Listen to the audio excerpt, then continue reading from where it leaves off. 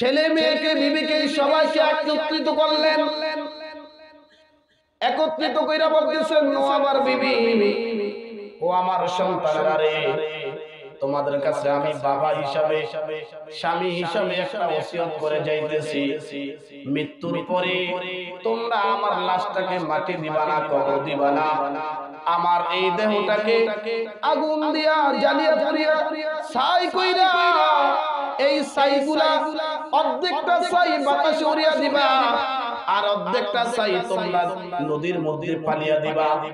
আমার ছাইয়ের যেন কোন অস্তিত্বই থাকে না, যেন খুঁজে না পাওয়া যায়। ঠিক কিছুদিন পরে মুরব্বিটা মারা গেল। ওই লোকটা মারা যাওয়ার পরে বাবার ওসিয়ত মতো ছেলেরা তার দেহটাকে জ্বালিয়ে পুড়ে সারকার করে অর্ধেকটা ছাই বাতাসে উড়িয়ে দিলেন, আরেকটা অর্ধেক যে ছাই ওইটা নদীতে ভাসিয়ে দিলেন। এক পর্যায়ে তুমি থাকো না কতদিন, তুমি ছেড়ে দুনিয়ায়, তুমি থাকো না কতদিন, নতুন সাজে সাজবে তুমি সাদা পোশাকে, দলে দলে আসবে সবাই তোমায় দেখিতে, নতুন সাজে সাজবে তুমি সাদা পোশাকে, দলে দলে আসবে সবাই তোমায় দেখিতে, তোমার মনে রাখবে সবাই,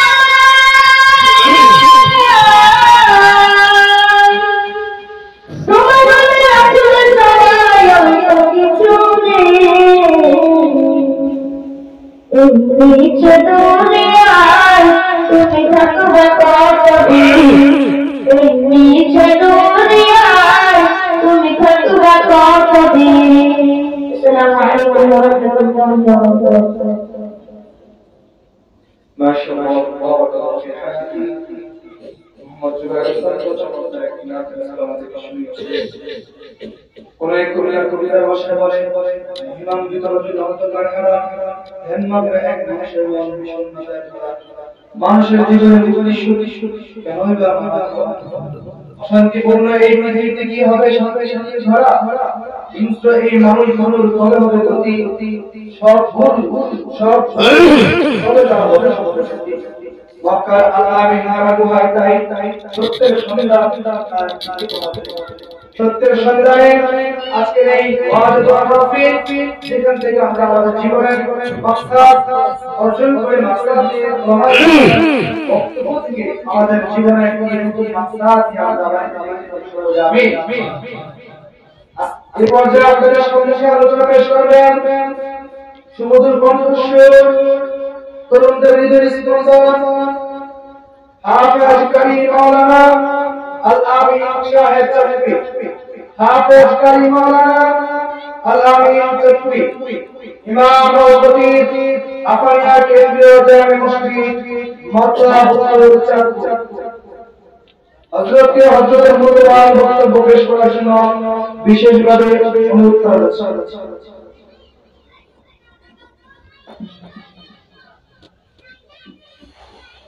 আসসালামু আলাইকুম ওয়া রাহমাতুল্লাহি ওয়া বারাকাতুহু। আপনারা সবাই ভালো আছেন? শীতের দিন অনেক কষ্ট, বেশিরভাগই মুরব্বী। আল্লাহ তাআলা সবার এই মেহনতকে, সবার এই বসে থাকার কষ্টকে দ্বীনের জন্য কবুল করুক, সবাই বলে আমিন। الحمد لله الذي جعل الشمس والقمر بحسبان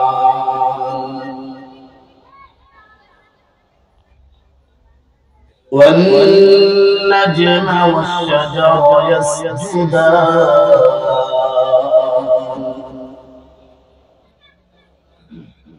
وفضل زمانا على زمان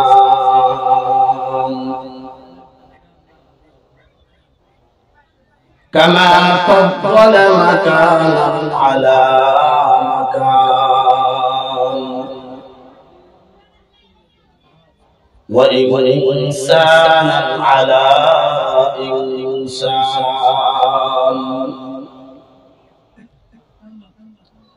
ونشهد أن لا إله إلا الله وحده لا شريك له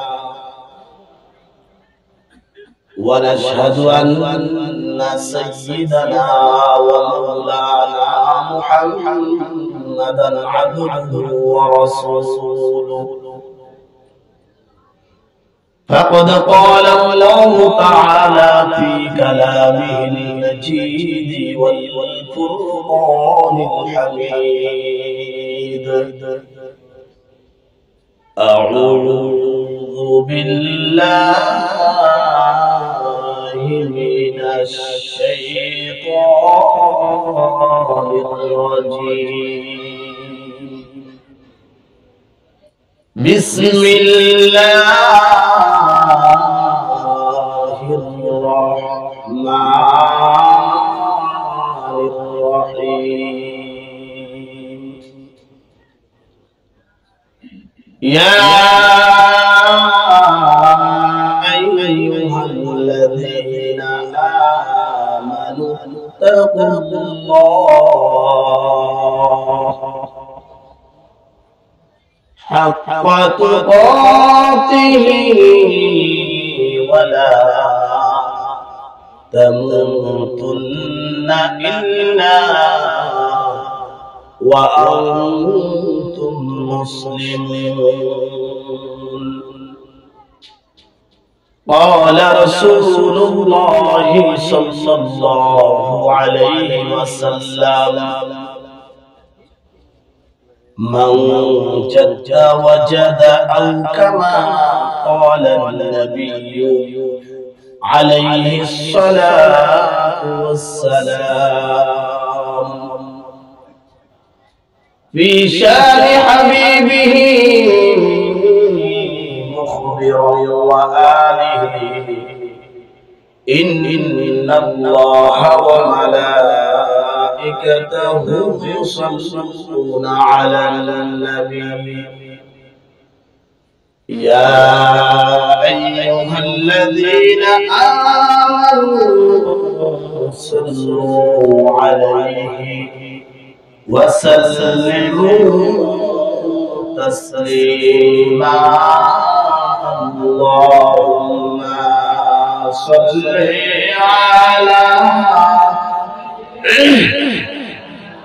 مولانا محمد وعلى آله سيدنا مولانا محمد اللهم صل على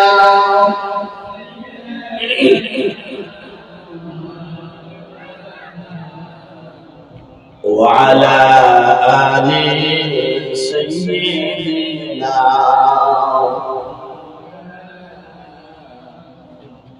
توفيق ذو الله गुनाह होइते बचिबार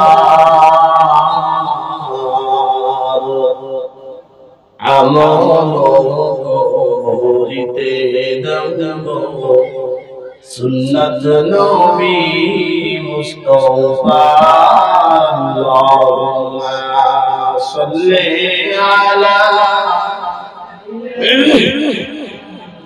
مولانا محمد وعلى آل سيدنا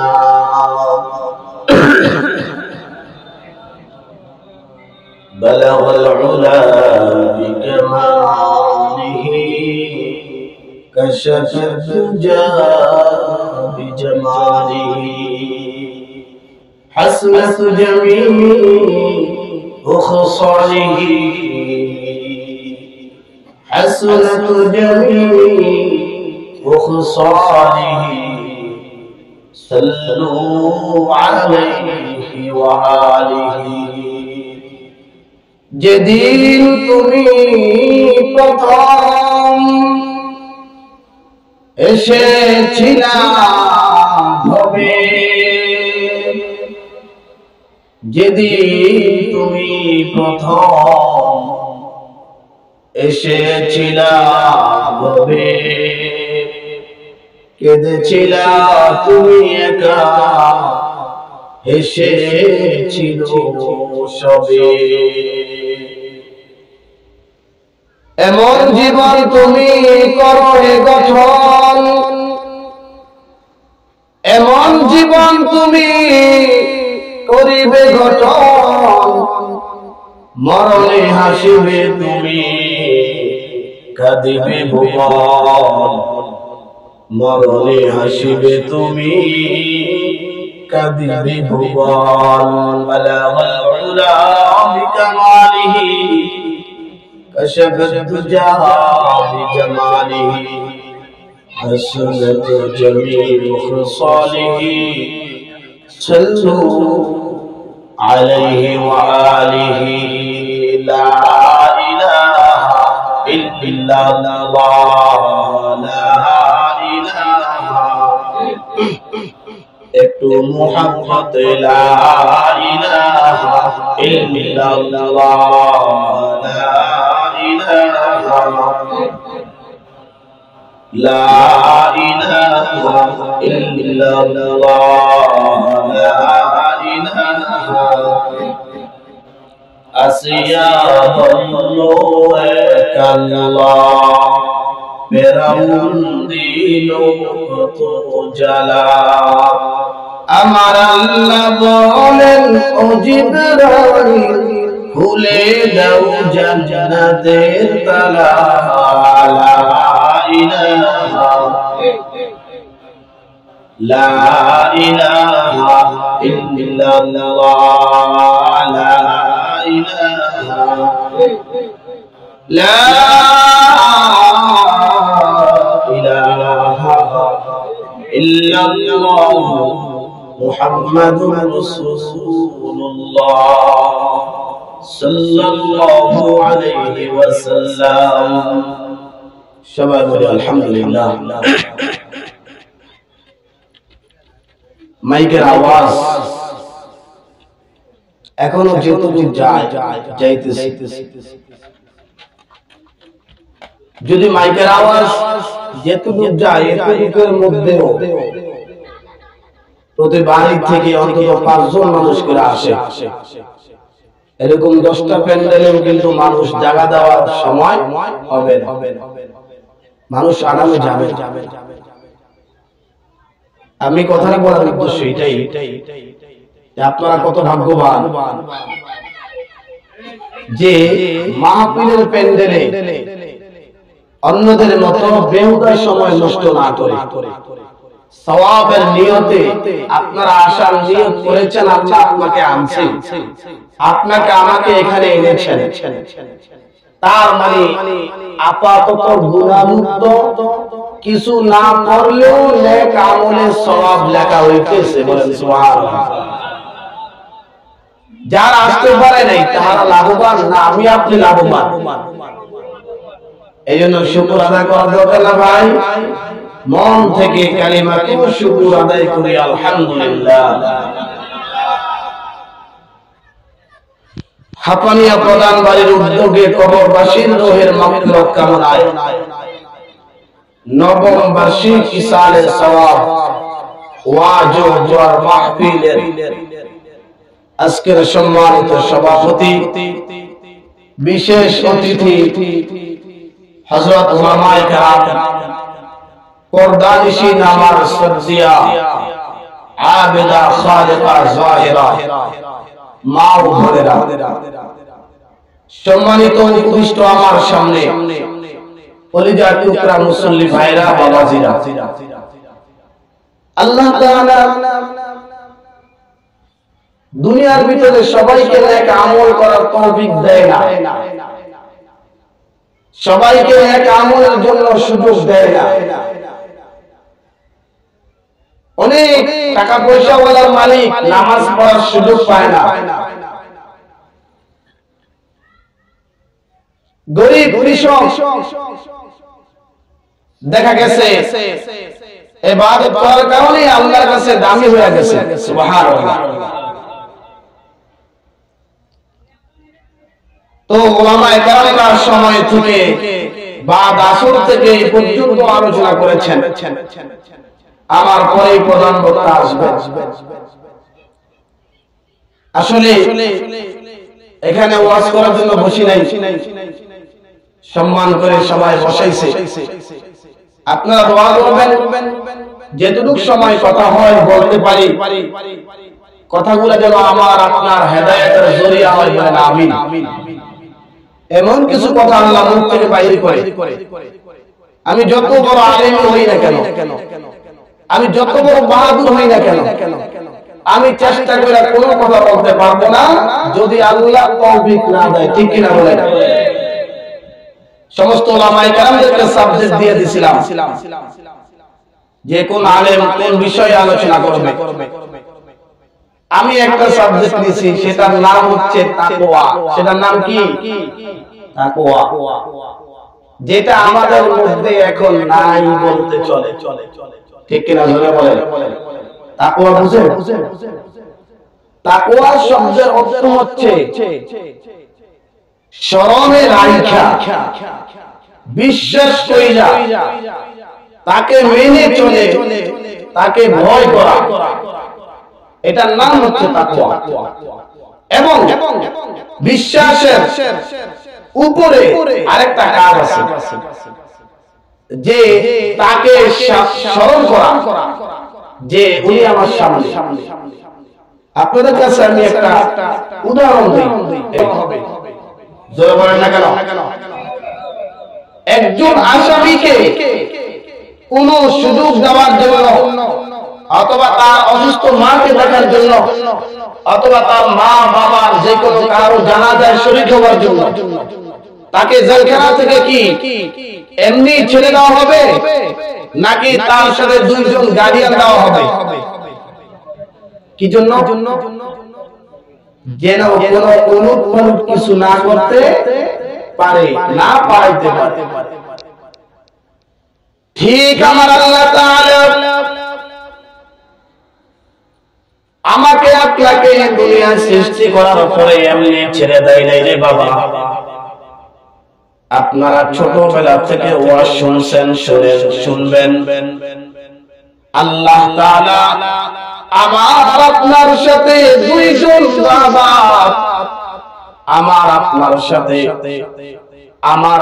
সাথে শুধু না, আপনার বিবির সাথে, আমার বিবির সাথে, আপনার আমার মা বাবার সাথে, আপনার আমার ছেলে মেয়ের সাথে আল্লাহ তাআলা দুইজন করে পুলিশ দিয়া দিছেন, যেন পালাইতে না পারে। হ্যাঁ, না পালায়া যদি ভদ্রভাবে জানাজা শেষ করে, অথবা মা বাবাকে দেখা ভদ্রভাবে যদি থানায় চলে যায়, তাহলে আসামির আর কোনো দ্বিতীয় বিচার হবে না।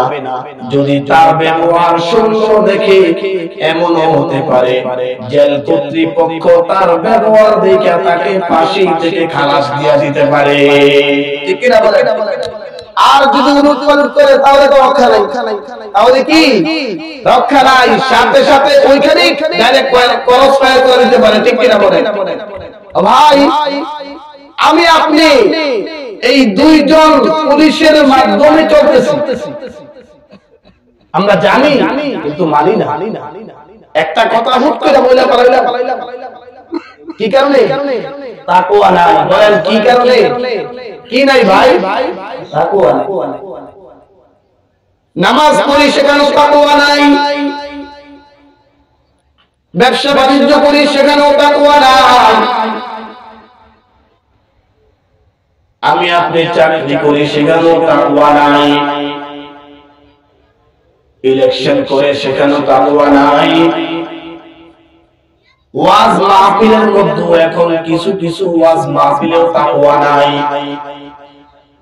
আমার আপনার মধ্যে তাকওয়ার কমতি। যদি তাকওয়া পরিপূর্ণ থাকতো, আল্লাহর কসম এই পৃথিবীতে চোর নামক কোন শব্দ থাকতো না। ঠিক কি না? জোরে বলেন। চোর চুরি করে কি জন্য? তার তাকওয়ার অভাব। কিসের অভাব? তাকওয়ার অভাব। মৃত্যু মিথ্যা কথা বলে একমাত্র তার তাকওয়ার অভাব। মা বাবার সাথে সন্তান বেয়াদবি করে তাকওয়ার অভাব। নামাজ পড়ে নামাজ কবুল হয় না তাকওয়ার অভাব।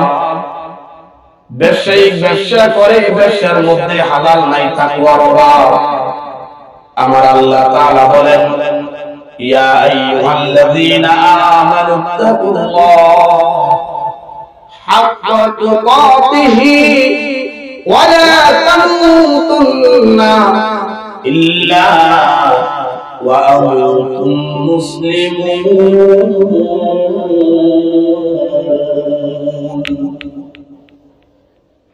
তাকওয়া তোমার ভিতরে পরিপূর্ণ ঢুকাও, পরিপূর্ণ। ছোটবেলায় দেখতাম যেই বাড়িতে মানুষ মারা যাইত অন্তত এক সপ্তাহ ওই বাড়ির মানুষগুলা নামাজি হয়ে যাইত, ঠিক কিনা বলেন? আমার বয়স তো বেশি না, তারপরও যেটা দেখছি 2000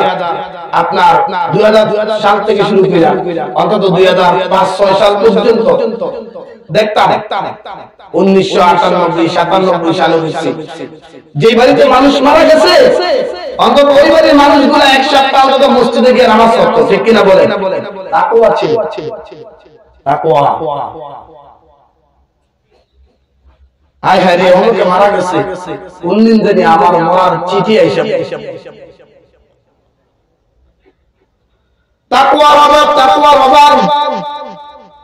ও ভাই, আল্লাহর কসম, তাকওয়া ছাড়া ঈমান হয়েও কোনো লাভ নাই। তাকওয়া ছাড়া মসজিদের ইমাম করে হয়েও কোনো লাভ নাই। তাকওয়া ছাড়া আপনি একাই একটা মসজিদ করে দিবেন, যদি তাকওয়া না থাকে কোনো লাভ নাই।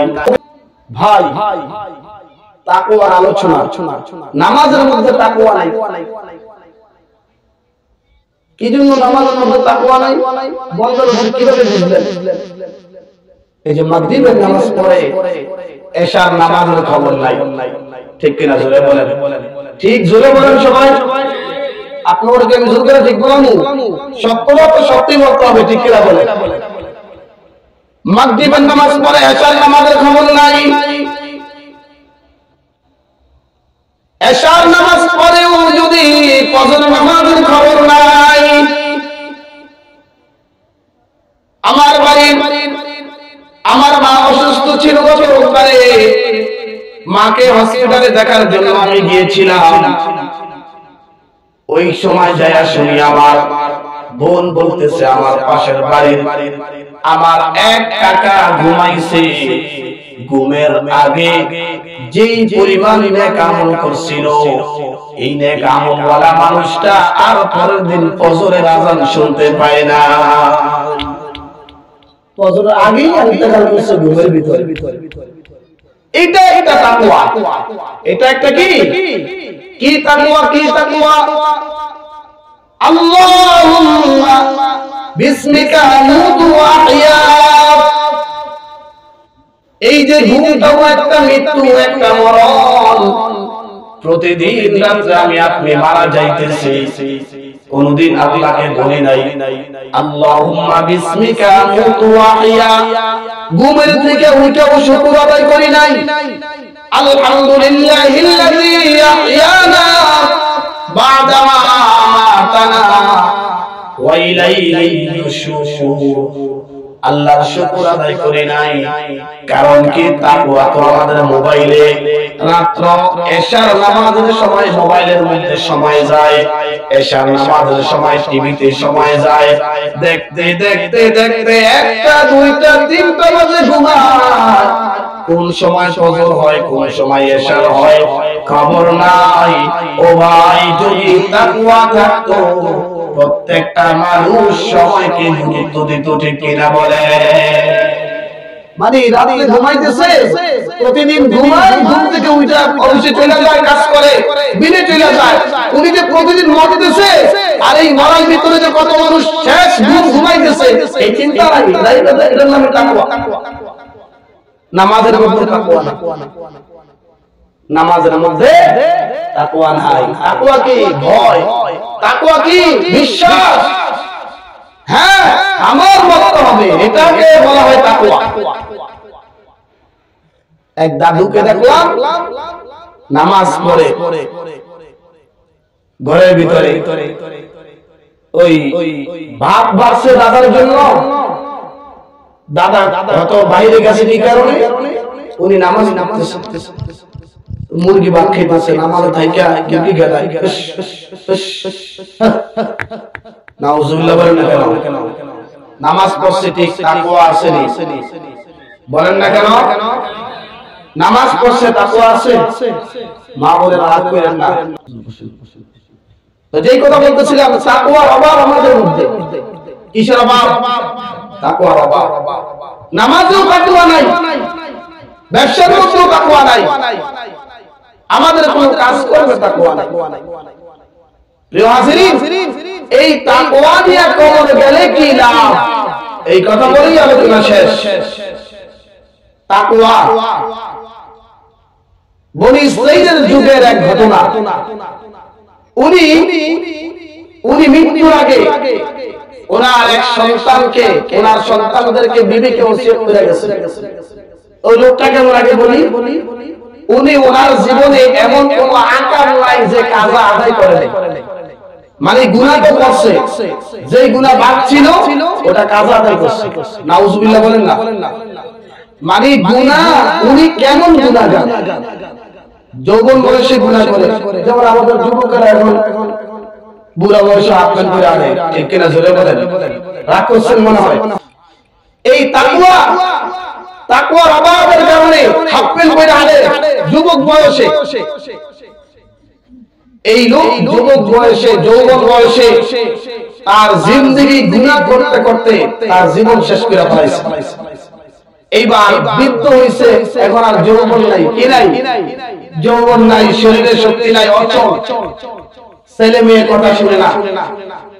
চিন্তা করলো কি করা যায়, আমার জীবনে তো কোনো আমল নাই, কিন্তু আমি তো মুসলমানের ঘরে জন্ম নিয়েছি, আমার তো কবরে যাওয়া লাগবে, আমি কবরে কি দিয়ে যাইতেছি? জোরে বলেন সুবহানাল্লাহ। ছেলে মেয়েকে, বিবিকে, সবাইকে একত্রিত করলেন, একত্রিত করে বলতেছেন, ও আমার বিবি, ও আমার সন্তানেরা রে, তোমাদের কাছে আমি বাবা হিসাবে, স্বামী হিসাবে একটা ওসিয়ত করে যাইতেছি, মৃত্যুর পরে তোমরা আমার লাশটাকে মাটি দিবা না, কবর দিবা না, আমার এই দেহটাকে আগুন দিয়া জ্বালিয়ে পুড়িয়া ছাই কইরা এই ছাইগুলা অর্ধেকটা ছাই বাতাসে উড়িয়া দিবা, আর অর্ধেকটা ছাই তোমরা নদীর মধ্যে পালিয়ে দিবা। আমার ছাইয়ের যেন কোন অস্তিত্বই থাকে না, যেন খুঁজে না পাওয়া যায়। ঠিক কিছুদিন পরে মুরব্বিটা মারা গেল। ওই লোকটা মারা যাওয়ার পরে বাবা ওসিয়ত মতো ছেলেরা তার দেহটাকে জ্বালিয়ে পুড়িয়ে সারখার করে অর্ধেকটা ছাই বাতাসে উড়িয়ে দিলেন, আরেকটা অর্ধেক যে ছাই ওইটা নদীতে ভাসিয়ে দিলেন। এক পর্যায়ে উনি মারা যাওয়ার পরে ফেরেশতারা কবরে আসলেন, তো এদিকে আসো, যেই লোকটা মারা গেছে অমুক নামে অমুক বাড়ির অমুকের ছেলে, ওই লোকটার ছাইগুলা জায়গা জায়গা থেকে একত্রিত কইরা আবার তার দেহটাকে একত্রিত একসাথে তাজা বানিয়ে দাও। সুবহানাল্লাহ। ছাইগুলা তোমরা জোগাড় করো। আপনারা বলেন আল্লাহর পক্ষে সম্ভব না অসম্ভব? আমার আপনার এই দেহ তো অস্তিত্ব ছিল না, মা বাবা হালাল মেলামেশার পদ্ধতির কারণে এক ফোঁটা নাপাক পানির থেকে যেই মালিক এই দেহটা বানাইতে পারে, ওই মালিক ছাই থেকে আমাকে আপনাকে বানাইতে পারবে না? মৃত্যুর পরে এই মাটির থেকে আমার আপনার অস্তিত্বহীন কবর থেকে আবার অস্তিত্ব বাইর করতে পারবে না? সুবহানাল্লাহ। সন্তান মাটি মুটি না দিয়া পোড়া দিছে, ছাইগুলা বাতাসে নদীতে ছাইরা দিছে। আল্লাহ তাআলা হুকুম দিয়েছেন ফেরেশতারা এই বান্দার ছাইগুলা তোমরা জোগাড় করো। বাতাসকে হুকুম দিয়েছে, বাতাস রে যতগুলা ছাই তোমার গর্ভে আছে, তোমার কাছে যতগুলা ছাই আছে, এই বান্দার ছাইগুলা আমার কাছে দিয়ে যাও। নদীকে হুকুম দিলেন আল্লাহ তাআলা, ও নদী তোমার বুকে যতগুলা ছাই আছে ছাইগুলা একত্রিত করো। সবগুলা ছাইকে একত্রিত করার পরে আল্লাহ তাআলা হুকুম দিলেন ওই বনি ইসরাইলের যুবক তুমি হয়ে যাও।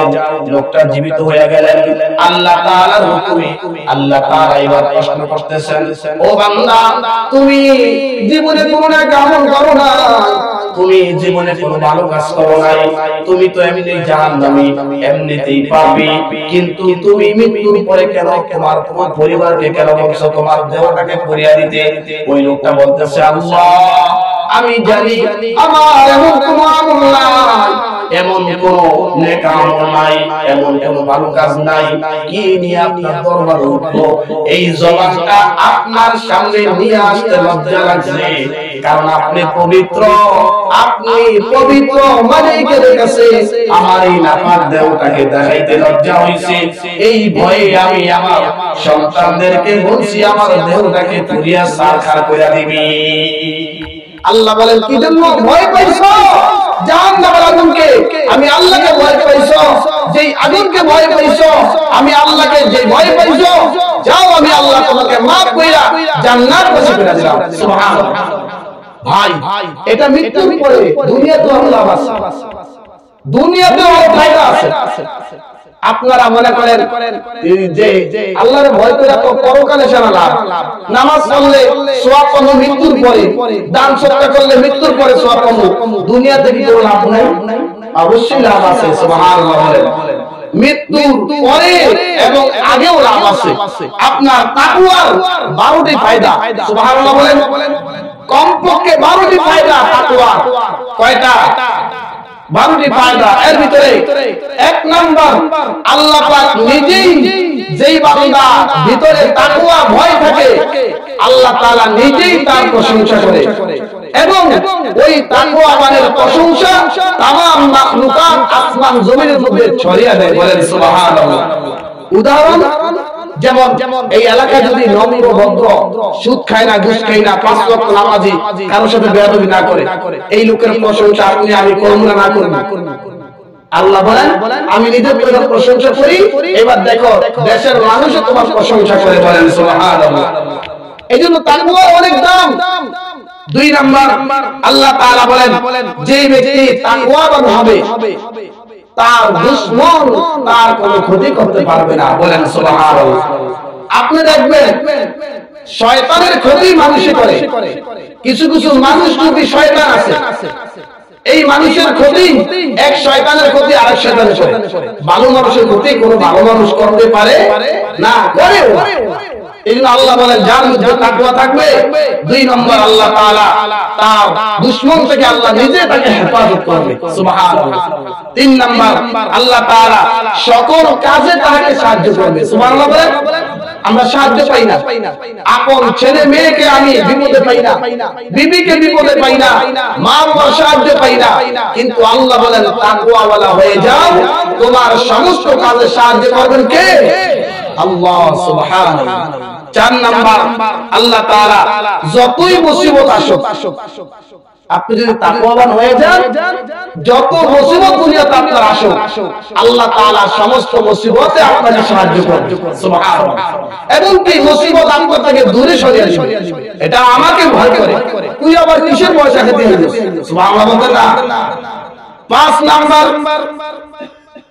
সমস্ত আমলগুলোকে আল্লাহ তাআলা দামি বানিয়ে দিবেন। আপনি যদি তাকওয়াবান হয়ে যান, আমার আল্লাহ তাআলা বলেন তাকওয়াবান ব্যক্তি এশার নামাজ পড়বে, আবার ফজর নামাজে মসজিদে চলে আসবে, এশার নামাজ পড়া ঘুমানোর কারণে আল্লাহ তাআলা তাকওয়ার কারণে সারা রাত তাহাজ্জুদ নামাজ পড়ার সওয়াব দিয়ে দিবেন। সুবহানাল্লাহ। তাকওয়ার এই ফায়দা, তাকওয়া নামাজ, তাকওয়া ব্যক্তি এশার নামাজ পড়া আবার ফজর নামাজ পড়বো, সারা রাত ঘুমাইবো, সারা রাত যদি উনি ঘুমায় আমরা দেখব ঘুমাইতেছে, আল্লাহর খাতায় তাহাজ্জুদের নামাজের সওয়াব পাওয়া যাবে। বলেন সুবহানাল্লাহ। 6 নাম্বার, আল্লাহ তাআলা তার জীবনের সমস্ত গুনাহ মাফ করে দিবেন। সুবহানাল্লাহ। সুবহানাল্লাহ। 7 নাম্বার, আল্লাহ নিজেই বান্দাকে ভালোবাসবেন, আল্লাহ নিজেই বান্দাকে ভালোবাসবেন। যেমন একটা উদাহরণ, দুনিয়াতে দেখি আমরা ভালোবাসার জন্য দুইজনের মাধ্যম লাগে, ছেলে অথবা মেয়ে, স্বামী অথবা স্ত্রী, ভাই অথবা বোন, দুইজনের ভালোবাসা লাগে। দুইজনের ভালোবাসা কিন্তু একসাথে হয় না, যেই কোনো একজন আগে ভালোবাসার কথা বলা লাগে, ঠিক কিনা বলেন? আল্লাহ তাআলা বলেন, বান্দা ফাযকুরুনি আযকুরকুম ওয়াশকুরুনি ওয়ালা তাকফুরুন, তুমি আমাকে ভালোবাসার নিয়তে আমাকে ভয় করো, আমাকে স্মরণ করো, তুমি করতে দেরি আমার আল্লাহ ভালোবাসা তোমার জন্য দুনিয়াতে যাইতে আর দেরি হবে না। সুবহানাল্লাহ। ৮ নাম্বার, সেই দিন হাসরের মাঠে আল্লাহ তাআলা তাকওয়াবান বান্দা বান্দীদেরকে সম্মানিত মেহমান হিসেবে হাসরের ময়দানে উঠাবে। সুবহানাল্লাহ বলেন। যেই লোকেরা তাকওয়াবান হবে হাসরের ময়দানে মানুষগুলা কাপড়বিহীন উঠবে, বস্ত্রবিহীন উঠবে, উলঙ্গ অবস্থায়। যারা তাকওয়াবান হবে আল্লাহ তাদেরকে সম্মান দিয়ে উঠাবে। সুবহানাল্লাহ। নয় নাম্বার, আল্লাহ তাআলা মুত্তাকিন সব আল্লাহ তাআলা গ্রহণ করবেন। যেই কাজগুলা করবে মানুষ দেখো এটা খারাপ কাজ অথবা এটা গ্রহণযোগ্য না, কিন্তু আল্লাহ বলেন মুত্তাকি এবং তাকওয়াবান বান্দা যেইটা করবে আমার কাছে এটাই পছন্দ। সুবহানাল্লাহ। আপনি যেটা করবেন, দান করবেন, এটাও পছন্দ। আপনি মাটি কাটবেন, মাটি কাটবেন, আল্লাহ তাআলা এইটাও আপনার পছন্দ করে নেবেন। সুবহানাল্লাহ। প্রিয় হাজিরিন, 10 নাম্বার, আল্লাহ তাআলা মৃত্যুর সময় আপনাকে সুসংবাদ দিয়ে দিবেন, কি? জান্নাত। সুবহানাল্লাহ বলতেন না? আল্লাহ তাআলা সুসংবাদ দিয়ে দিব, টেনশন করিস না, তুই মৃত্যুর পরেই কবরের থেকে তোর শান্তি শুরু হয়ে যাবে। সুবহানাল্লাহ। 11 নাম্বার, যেই জিনিসটা উলামায়ে কেরামরা চোখের পানি ফেলায়া কান্না করে আর চায়, 11 নাম্বার হচ্ছে আল্লাহ তাআলা বান্দার নাম জাহান্নামের খাতা থেকে কাটিয়ে দিবে। কে কে চায়? হাত উঠিয়ে দুই আল্লাহকে তাআলাকে দেখা। নারায়ে তাকবীর, নারায়ে তাকবীর। আমরা সবাই চাই আল্লাহ যেন আমাদের নামটা জাহান্নামের খাতা থেকে কাটিয়ে দেয়, ঠিক কিনা বলেন? এইজন্য একটা ঔষধ লাগবে, সেটা কি বলেন? তাকওয়া। জোরে বলেন, কি? তাকওয়া। ইনশাআল্লাহ তাকওয়া ভিতরে ঢুকাইতে রাজি আছি তো ইনশাআল্লাহ? 12 নাম্বার যেটা, আমার আল্লাহ তাআলা এই তাকওয়ার কারণে আপনার পেরেশানি করা লাগবে না, আপনি নিজে তাকওয়া অবলম্বন করবেন, আমার আল্লাহ তাআলা আপনাকে বিনা দলিলে আল্লাহর জিম্মাতে জান্নাত দিয়ে দিবেন। আল্লাহ তাআলা সময়ের কম আলোচনা যেটুকু বলছি যেন আল্লাহ তাআলা আমাদের সবাইকে তাকওয়াবান মুত্তাকি বানিয়ে দেয়, আমিন। আল্লাহ তাআলা আমাদের সবাইকে এবং আমাকে, এরপরে আপনাদের সবাইকে এই কথাগুলোর উপরে আমল করার তৌফিক দান করেন। ওয়া তাওফীকি ইল্লা বিল্লাহ। আসসালামু আলাইকুম ওয়া রাহমাতুল্লাহি ওয়া বারাকাতুহু।